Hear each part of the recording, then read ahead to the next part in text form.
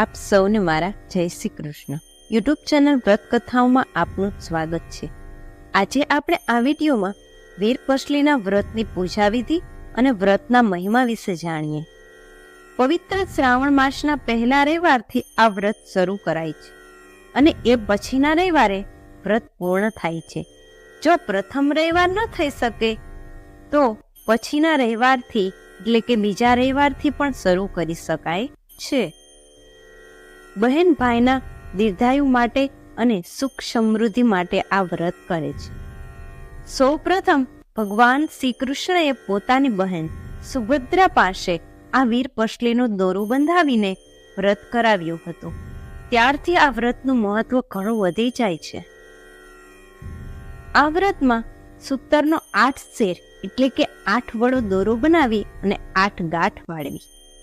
ત્યારબાદ એક બાજોટ પર ઘઉં કે ચોખાની ઢગલી કરી તેમના પર દીવો રાખી અને બાજુમાં દોરો મૂકી અને દોરાની પૂજા કરવી અને સવાર સાંજ બંને સમયે દોરાને ધૂપ આપવો અને એ દોરો ભાઈના કાંડે બાંધવો।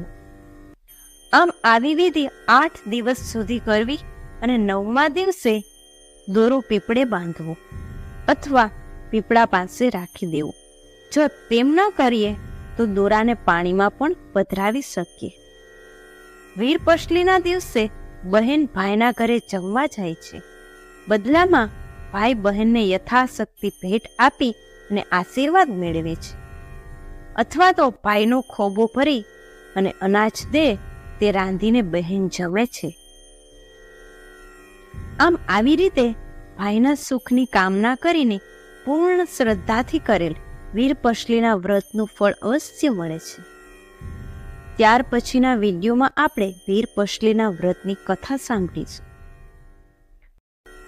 ટીમ વ્રત કથાઓ તરફથી આપ સૌને પવિત્ર શ્રાવણ માસની શુભકામનાઓ।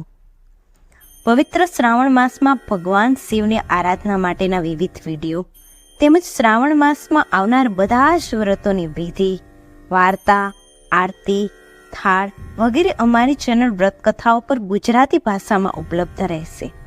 આવા ભક્તિભર્યા વિડીયો માટે અમારી ચેનલ વ્રત કથાઓને સબસ્ક્રાઇબ કરો અને બેલ આઇકનને પ્રેસ કરો જેથી અમારા વિડીયોની જાણકારી તમને મળતી રહે।